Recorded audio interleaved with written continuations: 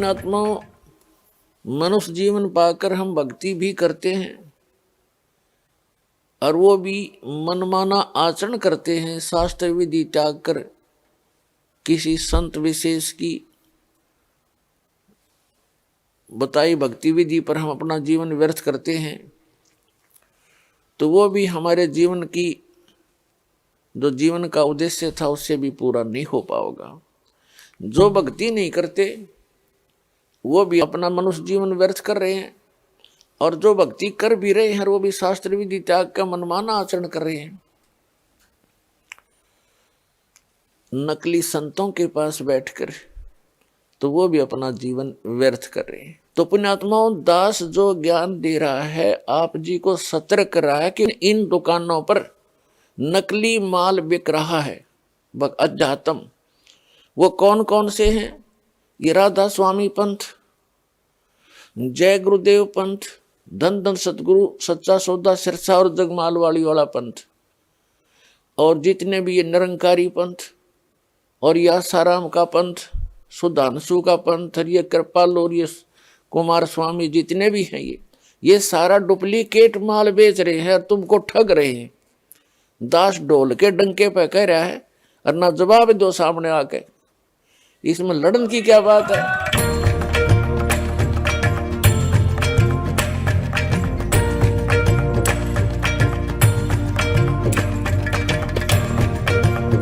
गीतानुसार तीर्थ, व्रत, तर्पण एवं श्राद्ध निकालने से क्या लाभ होता है? ये सब के सब मनुष्य के मन की संकीर्णता को दूर करने वाले हैं। अगर आप अपने भोजन में से कुछ अन्य प्राणियों को भी दे रहे हैं, अतिथि का सत्कार कर रहे हैं, तो ये आपके हृदय की संकीर्णता को दूर करने वाला है। तो शंकराचार्य जी, गीता के अनुसार तीर्थ, व्रत, तर्पण एवं श्राद्ध निकालने से क्या लाभ है? या शास्त्र विधि मुत्सृज्य वर्तते काम कारता न सिद्धिमवाप्नोति न सुखम न पराम गतिम। भगवान श्री कृष्णचंद्र का यह वचन है।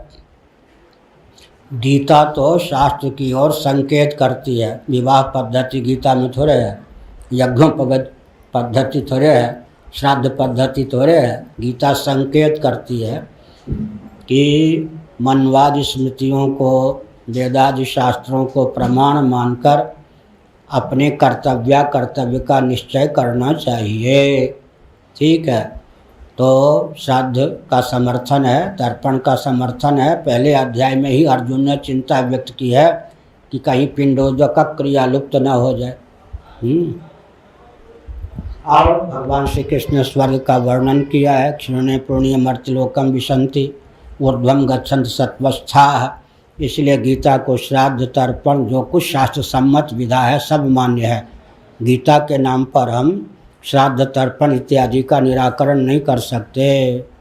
तीर्थ, व्रत, तर्पण एवं श्राद्ध निकालने से कोई लाभ है या फिर नहीं गीता के अनुसार? बहुत बड़ा लाभ है। तीर्थ करेंगे तो पापों का क्षय होगा। तर्पण श्राद्ध करेंगे तो पितरों का उद्धार होगा, तो उससे लाभ है। तीर्थ, व्रत, तर्पण एवं श्राद्ध निकालने से क्या लाभ है?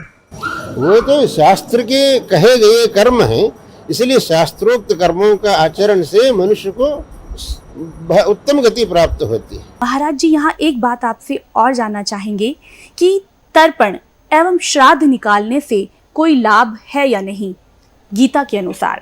श्राद्ध लाभ निश्चित है,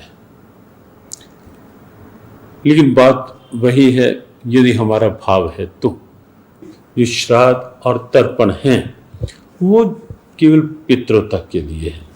पूर्वजों का स्मरण उस माध्यम से होता है, और जो पूर्वज परंपरा है हमारी उसके प्रति एक कृतज्ञता रहती है, कृतज्ञता का भाव बनता है। और एक भाव ये भी है, बहुत से लोग कहते हैं कि पहुंचता है कि पितरों तक, निश्चित पहुंचता है यदि हमारा भाव है। और पद्म पुराण, ब्रह्मवैवर्त पुराण, ऐसे पुराणों में ऐसे साक्ष्य मिलते हैं कि जब भगवान राम ने कुछ तर्पण किया, श्राद्ध किया अपने पिताजी के निमित्त, तो सब पूर्वज खड़े हुए दिखाई दिए और सीता जी सकुचा गए। तो हम यदि भाव रखते हैं तो निश्चित रूप से वो पहुंचता है, ऐसा मान के चलना चाहिए, ऐसा भाव रखना चाहिए।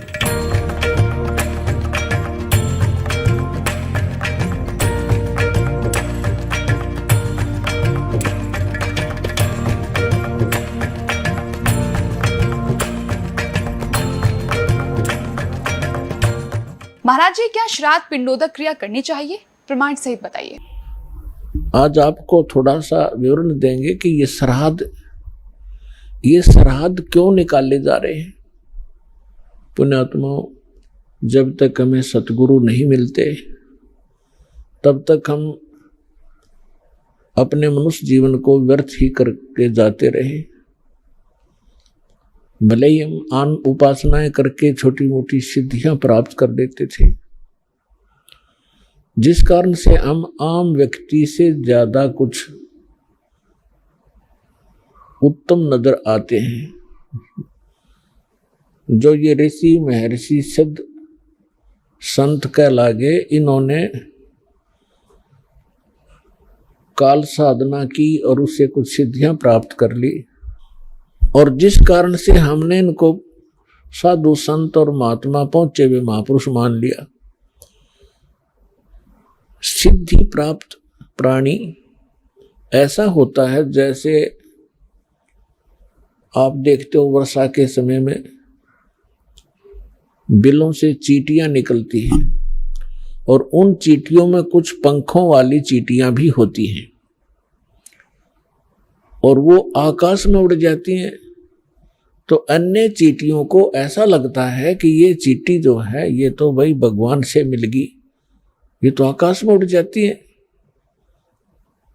और फिर क्या होता है, जब या तो किसी दीपक के ऊपर जल के मर जाती है वो आकाश में उड़ने वाली चींटियां, या किसी बल्ब के ट्यूब के चारों ओर चक्कर काट काट के वो पंख रहित होकर जमीन पर गिर जाती है, और अंत में वो चींटी की चींटी ही हो जाती है। ठीक इसी प्रकार ये ऋषि महर्षि जो काल साधना करके, हठ योग करके, जंतर मंत्र करके इन्होंने सिद्धियां प्राप्त की, और फिर ये सिद्धियां समाप्त हो जाती हैं। कुछ एक इनके उल्टे सुल्टे कार्य ये कर देते हैं, किसी को श्राप दे देते हैं, किसी को दुआ देते हैं, किसी को बद दुआ दे करके फिर ये लास्ट में जीव के जीव ही रह जाते हैं। तो सत्संग सुनने से हमें ज्ञान होता है कि कौन सी साधना करनी चाहिए, कौन सी ना करनी चाहिए।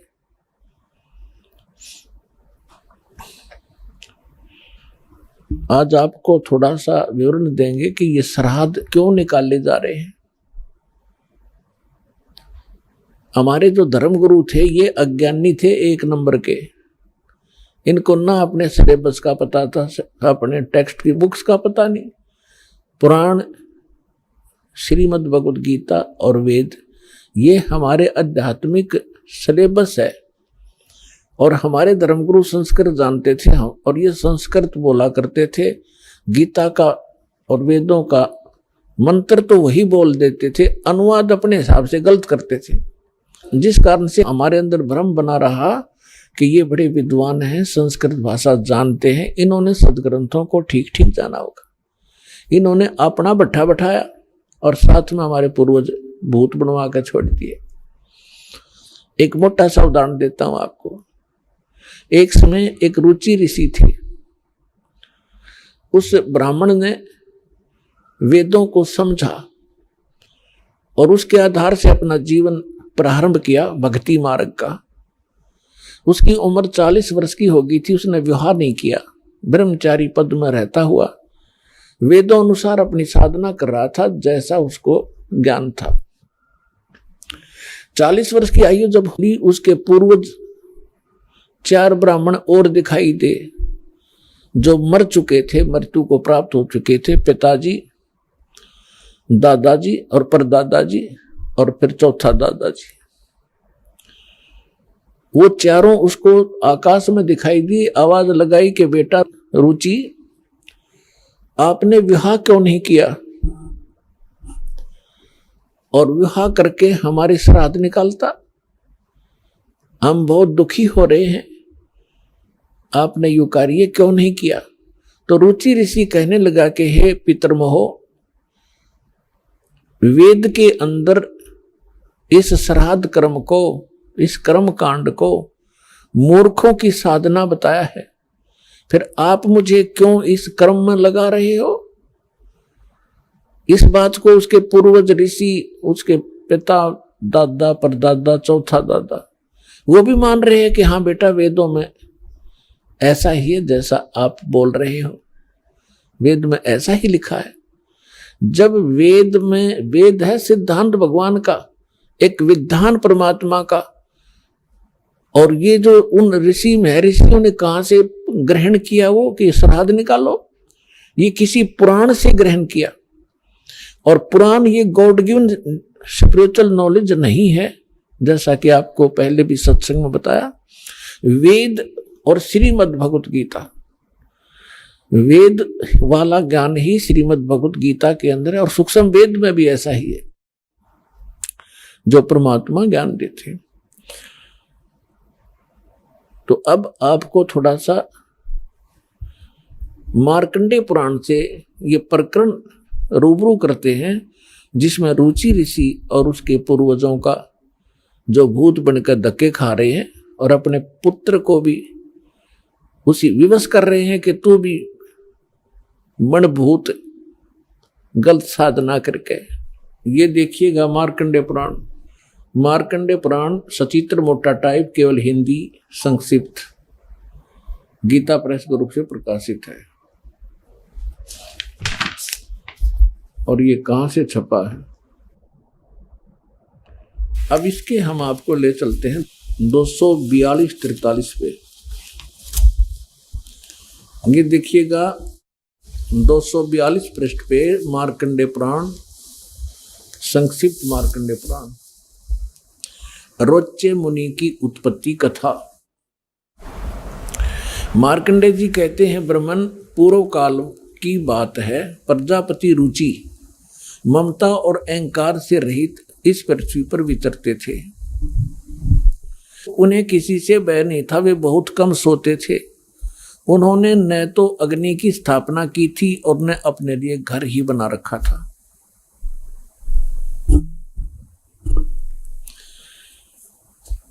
वे एक बार भोजन करते और बिना आश्रम के ही रहते थे। उन्हें सब प्रकार की आसक्तियों से रहित एवं मुनिवर्ती में रहते देख उनके पितरों ने उनसे कहा।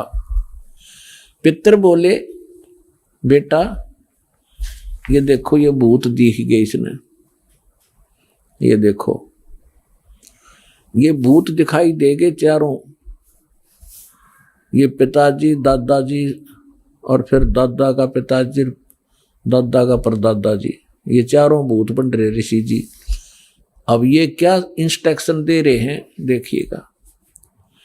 पितर बोले, बेटा विवाह स्वर्ग और अपवर्ग का हेतु होने के कारण एक पुण्य में कार्य है, उसे तुमने क्यों नहीं किया? गृहस्थ पुरुष समस्त देवताओं, पितरों, ऋषियों और अतिथियों की पूजा करके पुण्य में लोगों को प्राप्त करता है।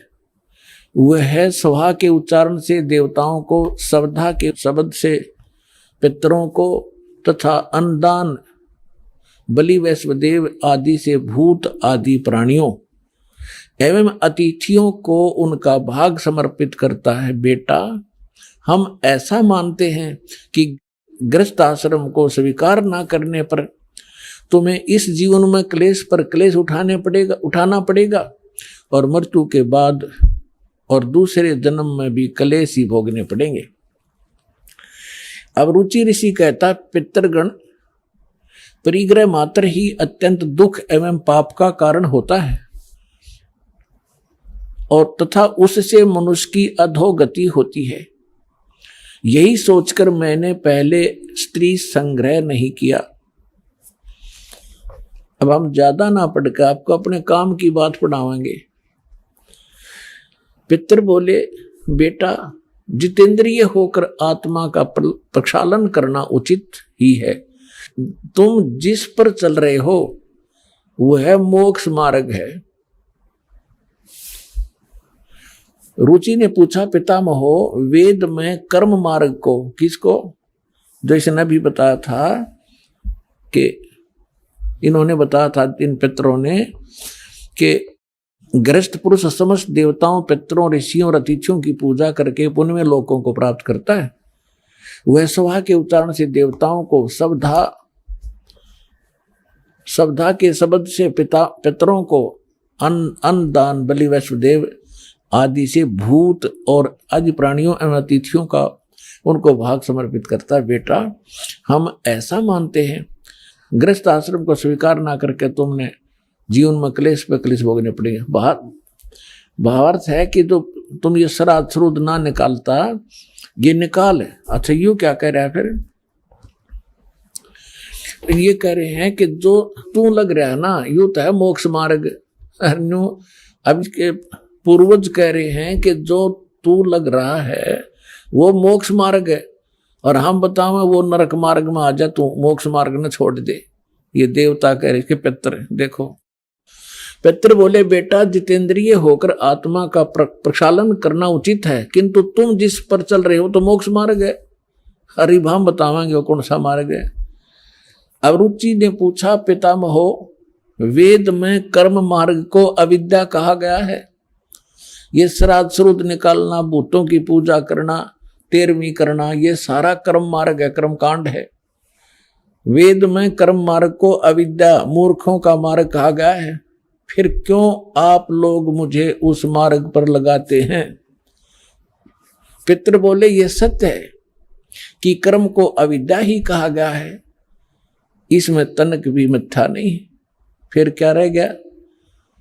अब इनकी अकल देखो, इनकी चोर ले गए इनकी अकल को, इन पितरों की, श्राद्ध निकलवाने वालों की।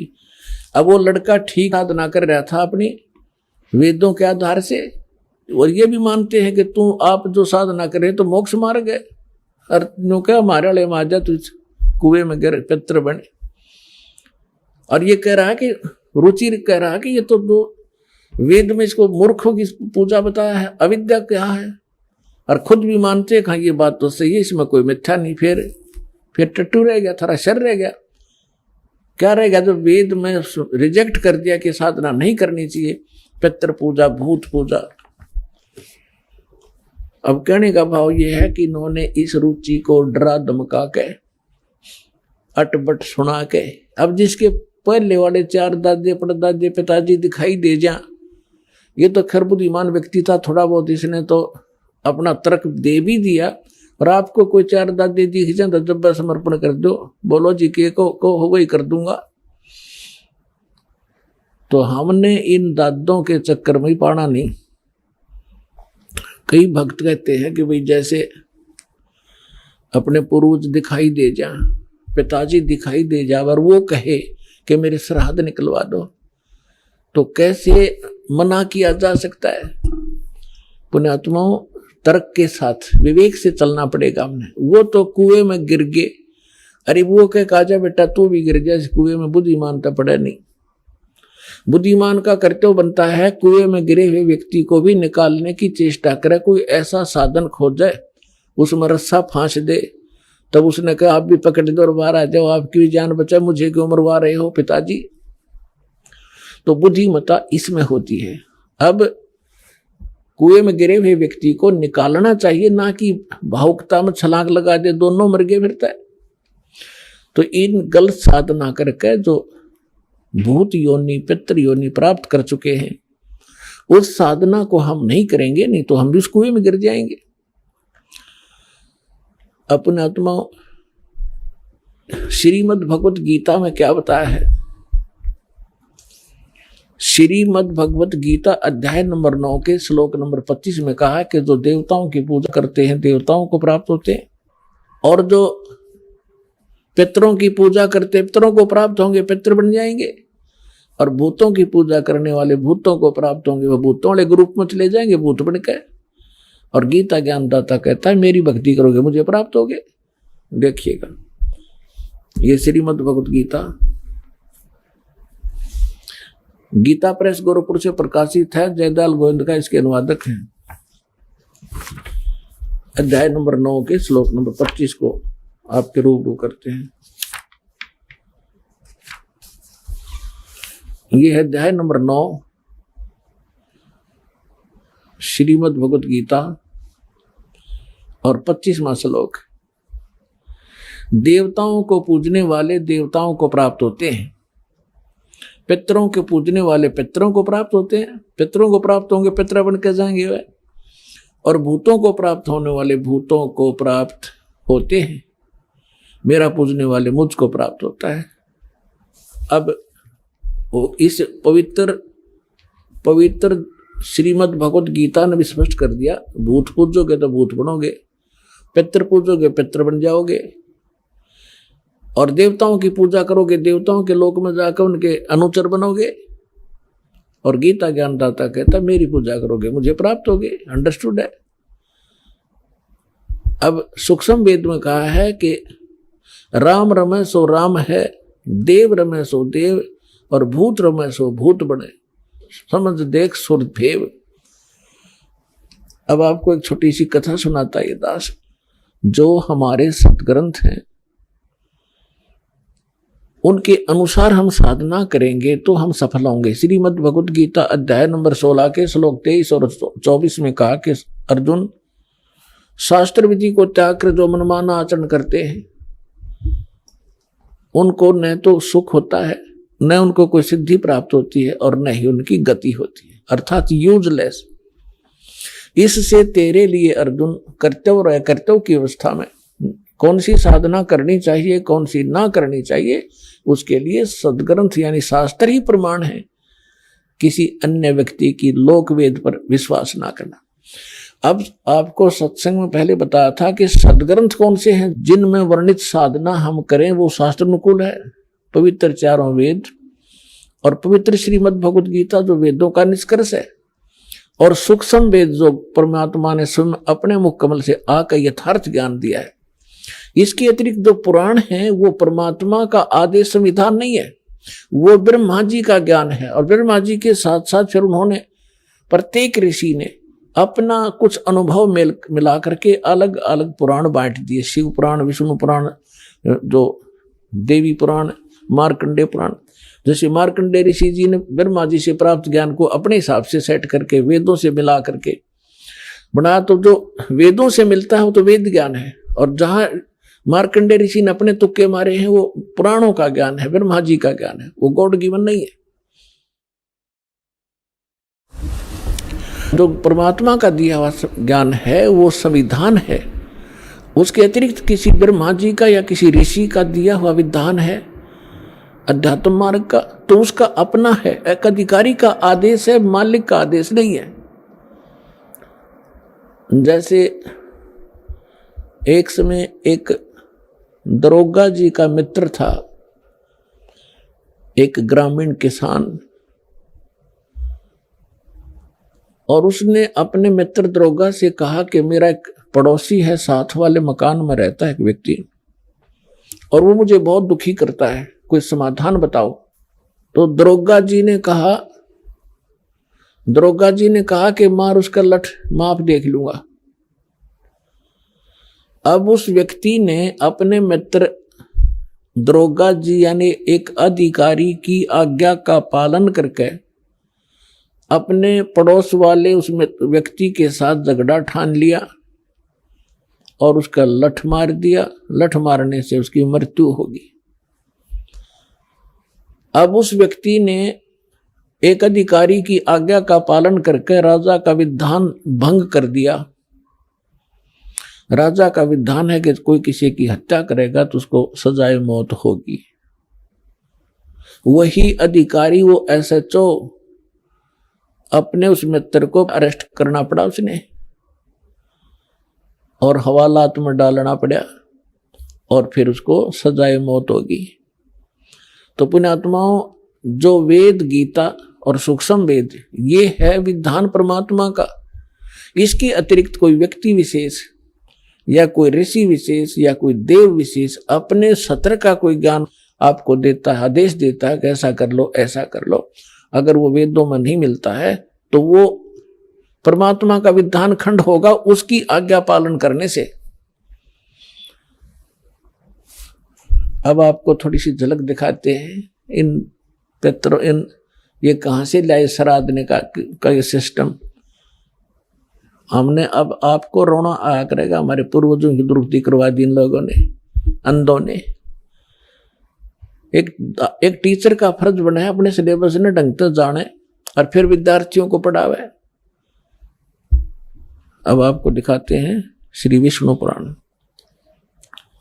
अपने आत्मा यही पुराणों की अगर माने तो पुराणों के अंदर भी बहुत सा ऐसा विवरण दे रखा है जो जैसे दास ने बताया था कि जैसे हमारे सदग्रंथ हैं ये एक वन है और वन के अंदर बहुत सी अच्छी जड़ी बूटियां होती हैं और जानकार व्यक्ति उन अच्छी जो आवश्यक है उन जड़ियों को निकाल कर एक औषधि बना लेता है।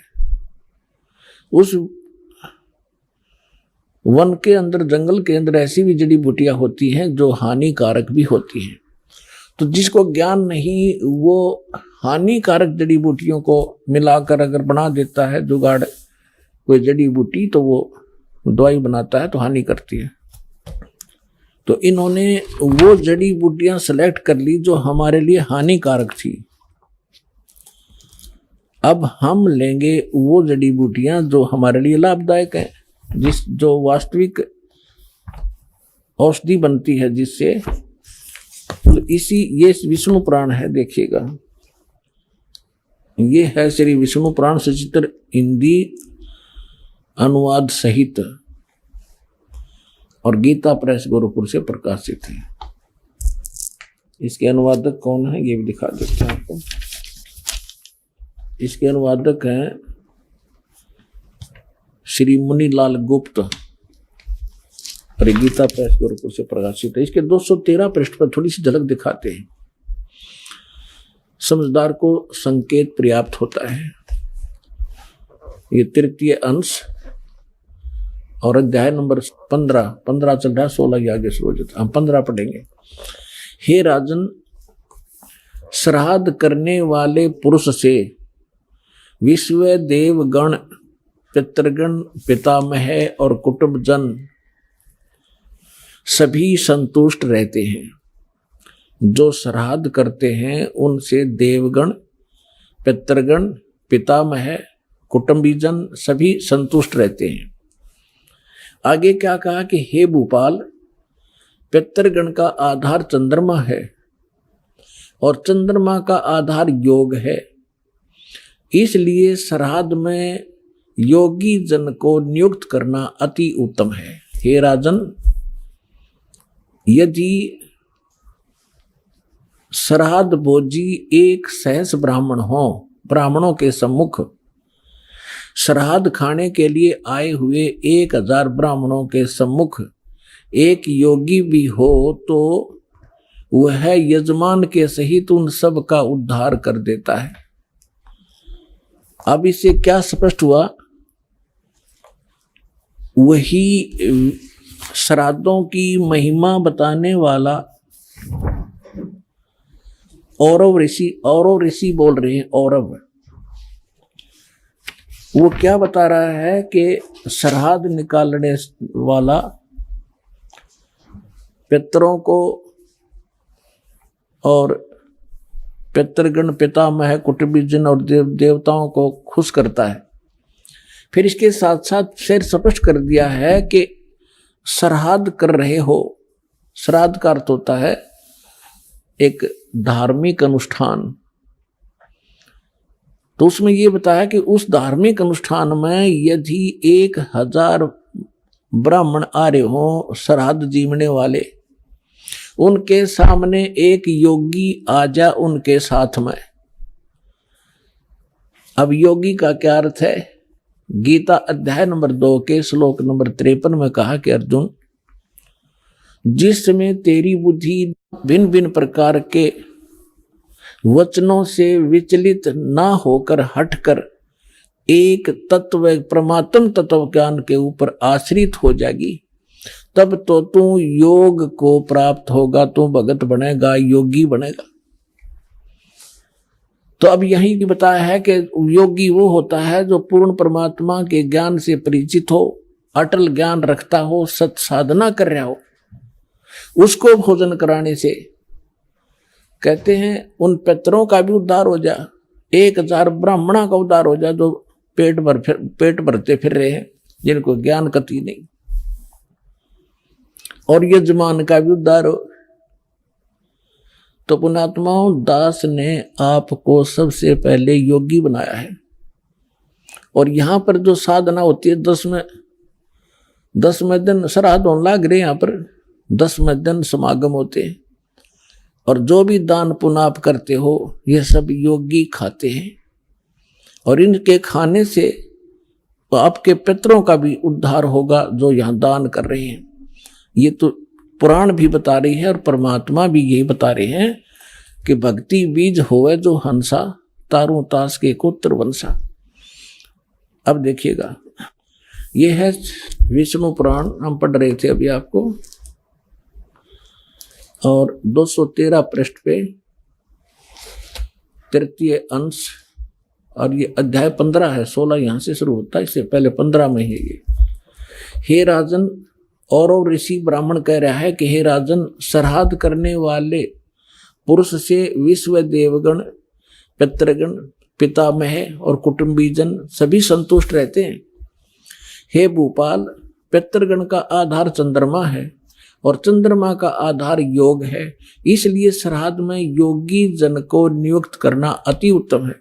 हे राजन, यदि श्राद्ध भोजी 1000 ब्राह्मण हो, सहस्र मान 1000, और ब्राह्मणों के 1000 ब्राह्मणों के सम्मुख एक योगी भी हो, तो वह यजमान के सहित उन सब का उद्धार कर देता है। एक साधे सब सधे, सब साधे सब जावे, माली सिंचे मूल को फिर फले फूले गाय। योगी वो नहीं है जो पेट का पानी हिला के दिखा दे, ऊपर न पैर कर ले नीचे न सुर, वो योगी नहीं है। वो तो एक प्राकृतिक चिकित्सक है वो व्यक्ति, वो संत नहीं है। योग का अर्थ होता है परमात्मा से मिलने का, योग करने का तरीका। योगी माने भक्त, साधक। तो अब आपको क्या सिद्ध हुआ कि हमारे सदग्रंथ वेद हैं, वेद अनुसार साधना करने से हमें हमारी शास्त्र अनुकूल साधना बनती है। और वेद और गीता दोनों एक ही हैं, और परमेश्वर ने जो ज्ञान दिया वो आपको सुबह सुना ही दिया था। रे भोली सी दुनिया, सतगुरु बिन कैसे सरिया, रे भोली सी दुनिया, सतगुरु बिन कैसे सरिया। अपने लला के बाल उतरवावे देके चीना लग जइया, एक बकरी का बच्चा लेके उसका गला कटैया, रे भोली सी दुनिया, सतगुरु बिन कैसे सरिया। फिर काचा पाका भोजन बना के और माता धोकने गईया, और उस माता ऊपर कुत्ता मुत्ता, ओ क्यों ना मर गईया, रे भोली सी दुनिया, सतगुरु बिन कैसे सरिया। जीवित बाप के लट्ठम लट्ठा, जीवित बाप के लट्ठम लट्ठा, और मुए गंग पुचैया, जब आवे आसोज का महीना फिर कौआ बाप बनैया, रे भोली सी दुनिया, सतगुरु बिन कैसे सरिया। और उन्हीं से प्राप्त ज्ञान को गरीबदास साहब जी कहते हैं कि प्रेत छला पर जा बिराजे पितरों पिंड भराई, और बहुर श्राद्ध खान को आए फिर काग भय कलमाही। नर से तीतु पशुआ की जय गद्दा बैल बनाई, ये 56 भोग कहा मन बोरे, कित कुर्डी चरडे जाई। फिर क्या बताते हैं, जय सतगुरु की संगत करते ये सकल कर्म कट जाई, अमरपुरी पर आसन होते जहां धूप ना छाई। यदि तुम सतगुरु की शरण में आ जाते, ये सारे फंड छूट जाते, ना श्राद्ध निकालने, ना पितर बनना, ना भूत बनना, और सतलोक चले जाते।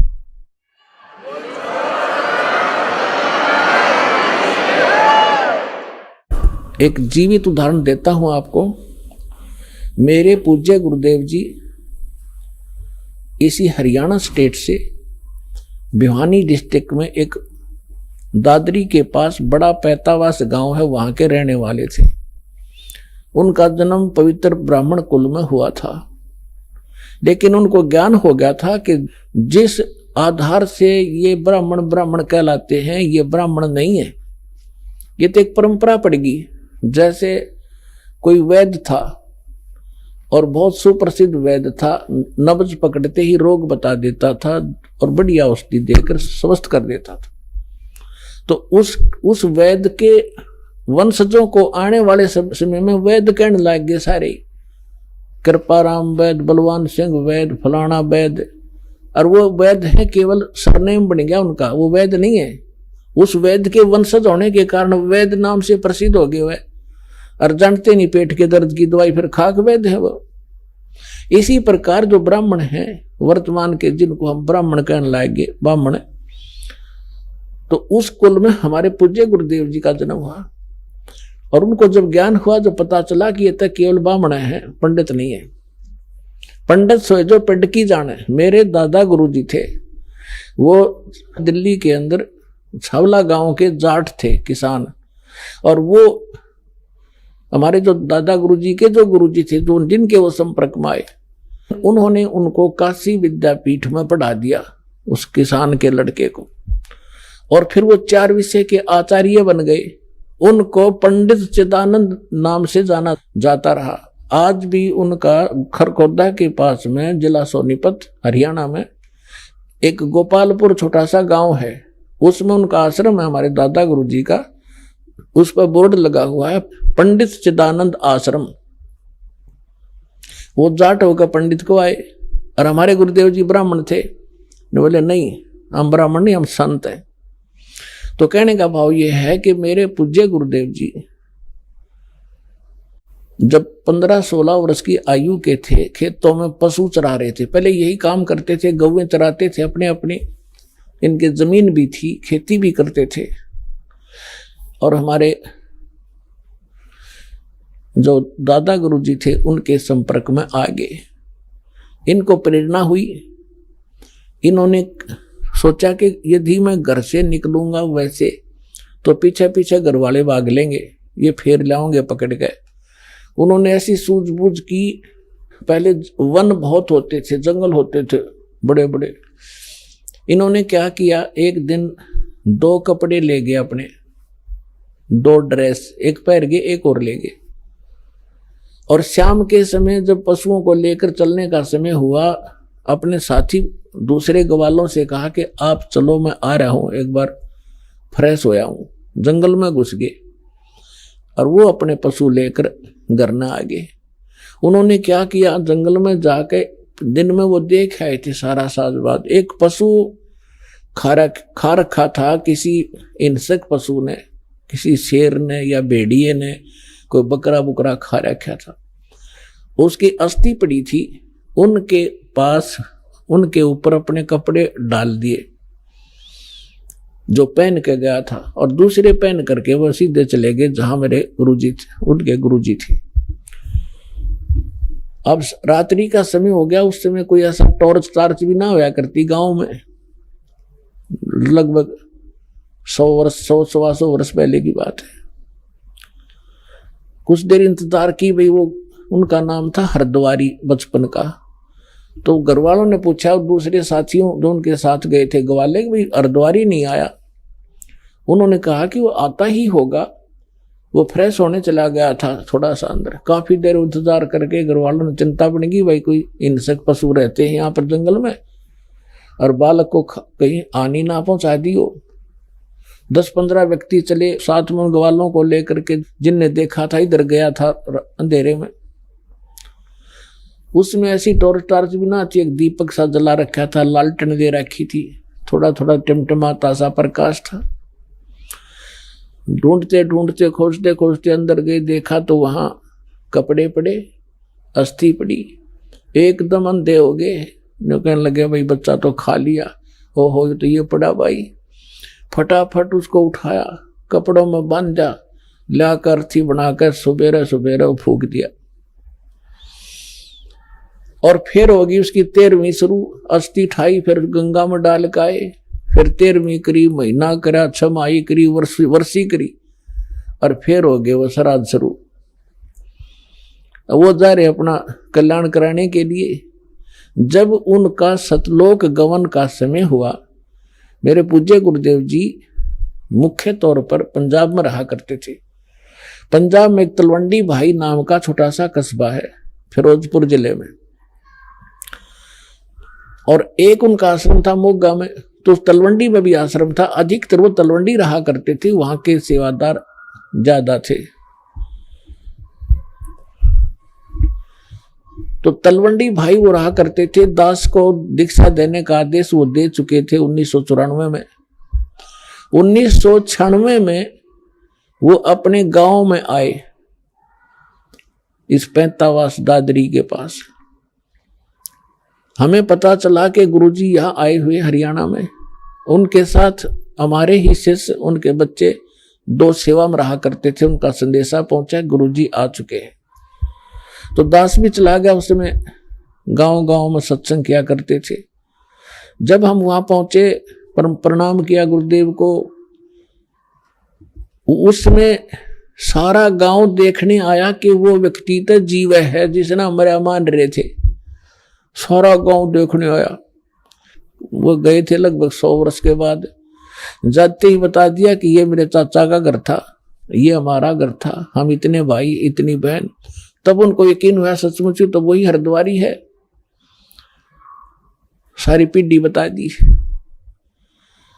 तो जब दास वहां पहुंचा तो एक 92 वर्ष की 92 ईयर ओल्ड उनकी भाभी बैठी थी। ऐसे बात चलती रही। मैंने उनसे पूछा कि जब हमारे गुरुजी घर त्याग कर चले गए थे तो आपने पीछे से कैसा महसूस किया? यहां नहीं थे, आपने मृत मान रखा था। तो उसने कहा, भाई मैं आई ना, जब मुझे पता चला था कि इनका एक भाई निसंतान मर गया, बे औलादा मर गया, ऊत नपूत कहा कर देसी भाषा में। और इनके हिस्से की जमीन थी 3-4 एकड़, 4-5 एकड़ जमीन इनके हिस्से में आती थी। उसको मेरे पति और दूसरा जो मेरे पति का भाई है, 3-4 भाई थे, वो प्रयोग किया करते थे। और जब घर में कोई ऊक चूक हो जाती, खेती ना होती, पशु मर जाते या कोई बालक बीमार हो जाते, तो हम पूछने जाया करते थे अपने पुरोहित पे, और वो पतरा वतरा दिखाया करते। तो वो कहा करते कि आपका एक बेऔलादा मर रहा है, निसंतान मरा हुआ है हरद्वारी, और वो सिद्ध है तुमने वो हानि कर रहा है, वो प्रेत बना हुआ है, पितर बना हुआ है, वो प्रेत बाधा तुम्हें दुखी कर रही है। उसके लिए फिर जो सा भी वो जंतर मंत्र बताते हम सारा कराया करते, श्राद्ध भी निकाला करते थे। तो फिर मैंने उनसे कहा, माता जी गीता जी में लिखा है 9वें अध्याय के 25वें श्लोक में कि भूत पूजनीय भूत बनेंगे और पितर पूजनीय पितर बनेंगे, देवताओं के पुजारी देवताओं के प्राप्त होंगे, मेरी भक्ति करने वाला मुझे प्राप्त होगा। तो ये तो गलत साधन आपके सामने देख लो, ये तो जनता का कल्याण करने लग रहे और आप इसका कल्याण के लिए ठगे जा रहे थे। नो बोली भाई बात तो सच्ची है। मैं बोला जी अब तो त्याग दो इन बकवादों को, इन श्राद्धों को। नो बोली ना भाई, नो को कर छोड़ दिया तो पुरानी लाग है, वहां बाढ़ में जाए पुरानी लाग है। अरे इतना प्रत्यक्ष देख रहे हो आप, फिर भी नहीं मान रहे, तेरा गजब हो। तो पुण्यात्माओं सौभाग्य आपका, ये परिवर्तन होगा ये सच्चाई के आधार से। पहले तो हम डरा रखे थे नकलिया ने, नो नहीं करोगे तो न्यू हो जाएगा, फलान हो जाएगा, खाक हो जाएगा। मालिक सिर पर बैठे, समर्थ का शरणाग हो रंग होरी हो, भाई कदे ना हो काज राम रंग होरी हो। समर्थ का शरणा हो, फिर कैसे हो जाए। एक भगत बता रहा था, वो कह रहा था जी मैं अपनी बहन के यहाँ चला गया, उनके वहां वर्षा होगी, मारा हुई नहीं, किसान था वो, और मैं अपने उनका संदेश आया कि यहाँ वर्षा होगी है, जमीन ज्यादा है, आप आइयो अपने बैल ले आओ, हमारी मदद करो। मैं अपने बैल ले गया खेती संवारने के लिए, बीज बोआने के लिए। मेरी सेवा लगा दी दूसरे खेत में, वहां मैं ले गया। जानता था मैं खेतों को सारे, कई बार जा रहा था अपनी बहन के यहाँ।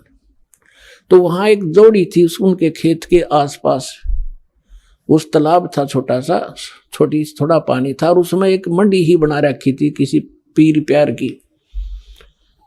मैंने दोपहर में जाकर देखा, पानी पिलाने गया पशुओं को, बैलों को, तो वहां एक धड़ी गुड़ रखा, बेली गुड़ की। मैं वह बेली ठा लाया, फोड़ के कुछ तो आप खाई और कुछ बैलों को डाल दी, उनने खा ली। तो मैं आकर घर सो गया तो रात ने एक 3 फुट का व्यक्ति, दाढ़ी सी वाला, मुसलमान टाइप दिखाई दिया। नो बोला, तूने मेरी बेली खा ली और बैलों को खिला दी, और दूर खड़ा है, इतनी दूर मेरे तो 50 फुट दूर। नो कह, तू तगड़े की शरण में था ना, तन्ना मारूं और तेरे दोनों बैलों को मारना था मैंने। तो तगड़े की शरण में है, यानी समर्थ की शरण में है, मैं तेरा कुछ बिगाड़ नहीं सका। मैंने सारे अपनी कोशिश कर ली।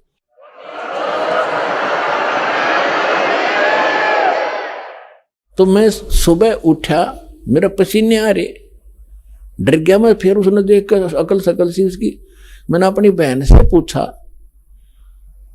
कि मैंने ऐसे ऐसे एक बेली रखी थी, गुड़ आप खा लिया, कुछ बैलों को खिला दिया, और मुझे ऐसे ऐसे कितनी उम्र साइज का एक व्यक्ति दिखा, मुसलमान जैसा, यू के है। तो उसकी बहन बोली, रे भाई तू बच क्यों कर गया?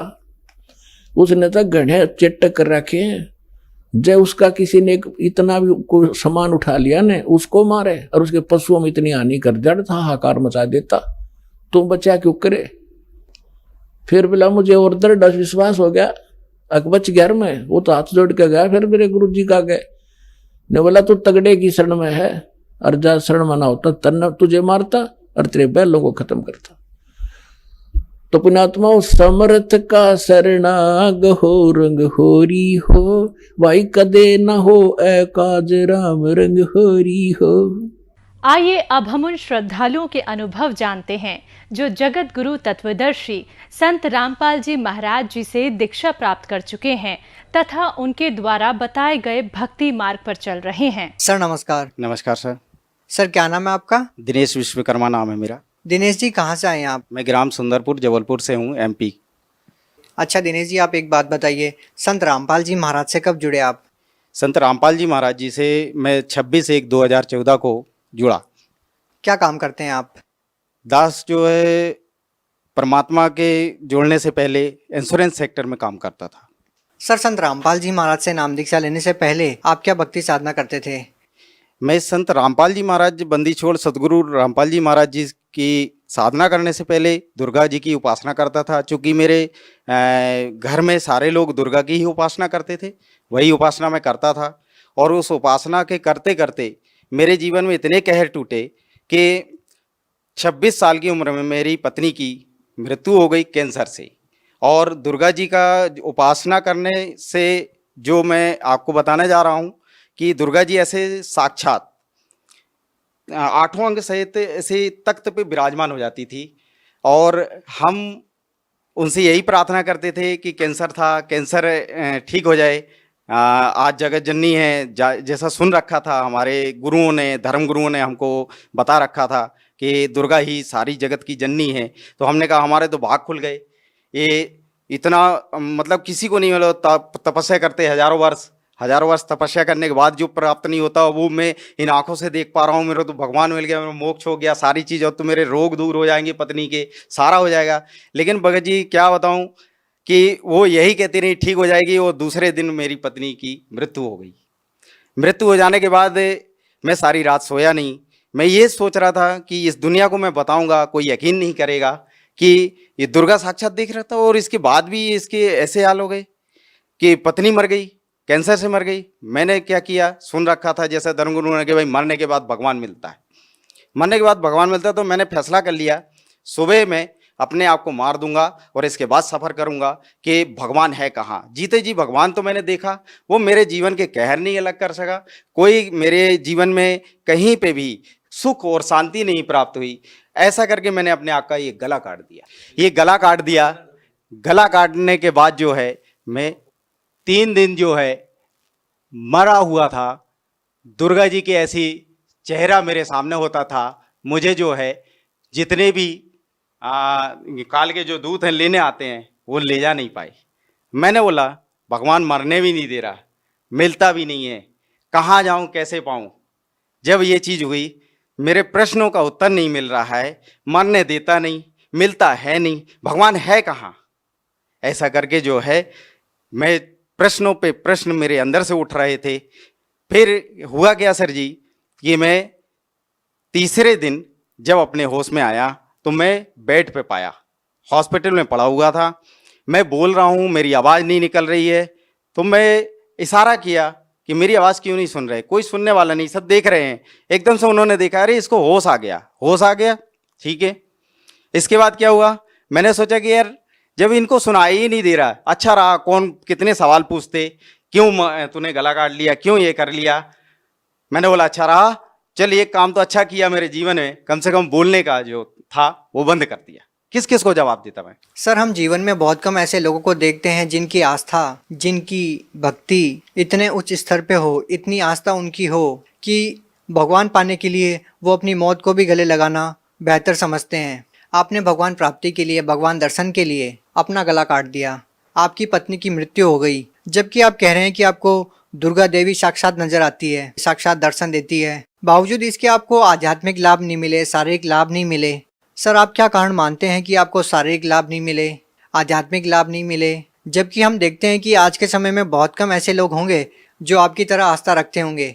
बहुत कम लोग ऐसे होंगे जो अपने जीवन को दांव पर लगा सकते हैं भगवान प्राप्त करने के लिए। सर, क्या कहना चाहेंगे, आखिर आपको आध्यात्मिक शारीरिक लाभ क्यों नहीं मिले? सर, इसमें यह है, जो आज तक हमारे धर्मगुरुओं ने जैसा हमें ज्ञान दिया, शास्त्र के विरुद्ध ज्ञान दिया और उसकी जानकारी दी, उसी पद्धति को हमने जीवन में सुना, आचरण में लिया, उसको करते रहे।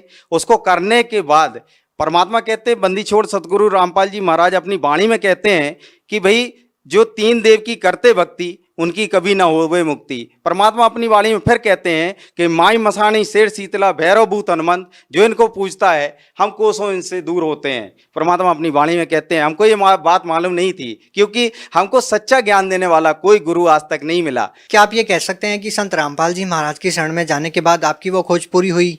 बिल्कुल, मैं ये आपको बहुत बढ़िया बात बताता हूँ। मेरे जब ये प्रश्नों का हल नहीं हुआ कि ये भगवान ये नहीं है, तो वो परमात्मा है कौन, कहाँ है, कैसे मिलेगा, मैं इस खोज में जब चला तो मेरे माइंड में एक बात आई कि जो सारे जितने चैनल्स हैं, कहीं ना कहीं कोई तो गुरु होगा जो इस संसार के विषय में, इस भगवान के विषय में जानकारी दे रहा होगा। ये प्रेरणा हुई मेरे अंदर ऑटोमेटिक, पता नहीं क्यों।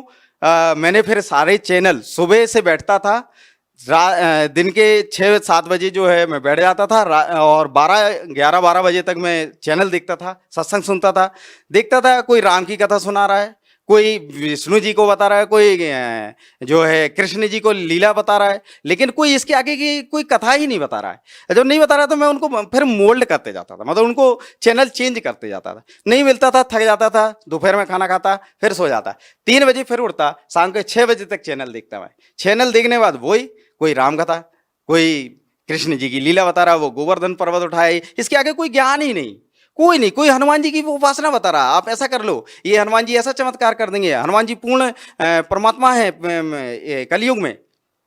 मेरे को ज्ञान ही नहीं समझ में आ रहा, कोई हनुमान जी को भगवान बता रहा। फिर हुआ क्या कि मुझे जो है ये प्रश्नों का उत्तर एक दिन जो है बंदी छोड़ सतगुरु रामपाल जी महाराज जी का चैनल देखा। उसमें बंदी छोड़ सतगुरु रामपाल जी महाराज जो है दुर्गा कैसे पैदा हुई, कहाँ से इसकी उत्पत्ति हुई, ये सदग्रंथों में प्रमाण करके सब कुछ बता रहे थे। और जैसा मैंने उनका ज्ञान सुना, मेरे तो पैर तले से जमीन ही खिसक गई कि ऐसा अनमोल ज्ञान, ये परमात्मा आप तो ऐसा अनमोल ज्ञान बता रहे हैं मालिक। मैं कहाँ खोज रहा था परमात्मा, आप तो यहाँ मिले मालिक मुझे। मैं तो कहाँ ढूंढा, गला काट दिया परमात्मा। आपको तो ढूंढते ढूंढते मालिक आपने मुझे ऐसे दर्शन दिए। हे परमात्मा, मुझे शरण में ले लो मालिक। मेरा तो सब कुछ बर्बाद हो गया है। यहाँ दुनिया झूठ झूठ बोल बोल के और सबको बरगला रखी है, इनको सब मूर्ख बना रखा है, अपनी दुकानें चला रहे मालिक। ऐसा ज्ञान आपने जो निचोड़ खोल करके सदग्रंथों में दिखा दिया। मैं तो ढूंढ रहा था परमात्मा, किसी ने आज तक, मैं बताऊं आपसे सर जी, किसी ने आज तक सदग्रंथों को खोल के नहीं दिखाया कि देवी भगवत गीता में क्या लिखा है, गीता में क्या लिखा है, वेदों में क्या लिखा है, कुरान शरीफ में क्या लिखा है, पवित्र गुरु ग्रंथ में क्या लिखा है, पवित्र बाइबल में क्या लिखा है। गुरु ग्रंथ में भी परमात्मा का नाम लिखा है। 721 वाणी में भगवान अपनी वाणी में कहते हैं, एक अर्ज गुत्तम पेश तू कौन करतार, हक्का कबीर करीन तू बे परवरदिगार। वो मालिक का नाम बता रहे गुरु ग्रंथ साहिब में। सर, आपकी बातों को सुनकर निसंदेह हर कोई विश्वास कर सकता है कि आपको संत रामपाल जी महाराज से नाम दीक्षा लेने के बाद परमात्म तत्व का ज्ञान हुआ। परमात्मा कौन है, कहाँ है, कैसे हैं।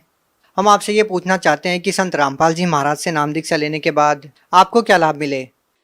बंदी छोड़ सतगुरु रामपाल जी भगवान जी से दीक्षा लेने के बाद मुझे, मेरे शरीर में, बचपन में मैं पेड़ से गिर गया था, मेरे रीढ़ की हड्डी में बहुत तकलीफ रहती थी, वो ठीक नहीं होती थी।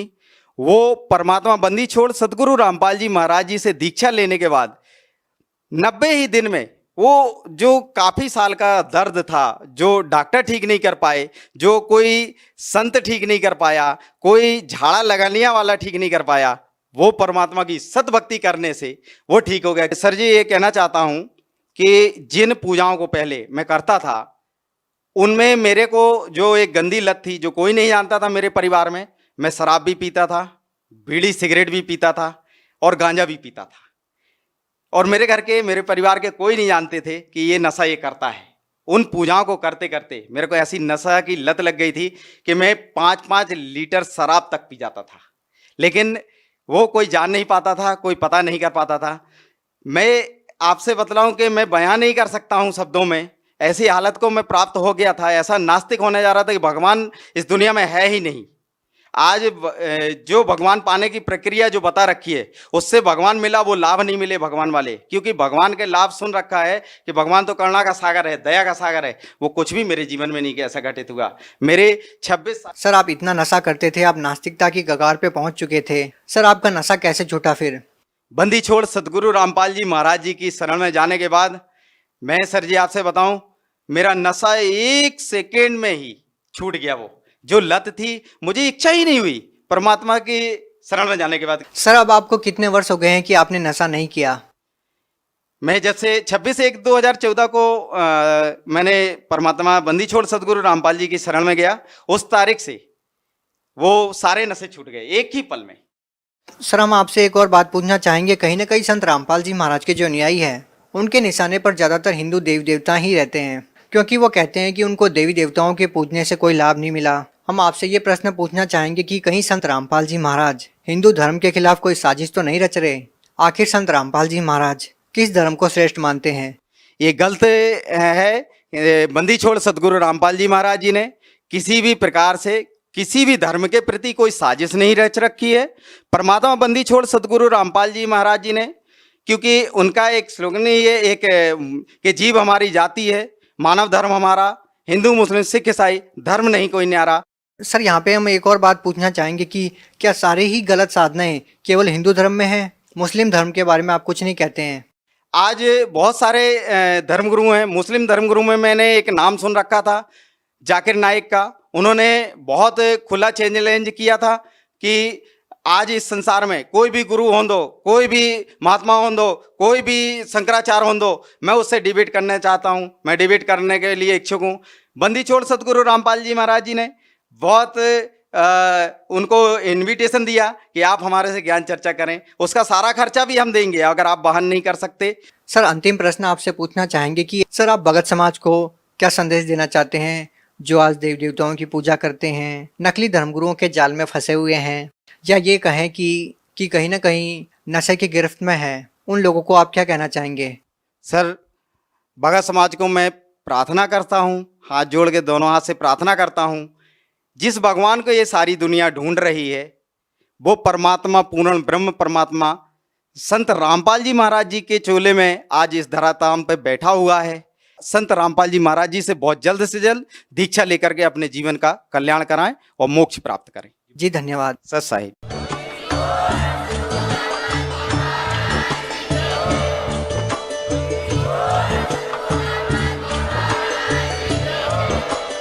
आप सुन रहे थे जगत गुरु तत्वदर्शी संत रामपाल जी महाराज जी के मंगल प्रवचन। अधिक जानकारी के लिए विजिट कीजिए हमारी वेबसाइट www.jagatgururampalji.org। संत रामपाल जी महाराज जी के शुभ आशीर्वाद से पूरे विश्व भर में 500 से भी ज्यादा नाम दीक्षा केंद्र हैं, जिन पर संत रामपाल जी महाराज जी द्वारा ऑनलाइन निशुल्क नाम दीक्षा दी जा रही है। अपने नजदीकी नाम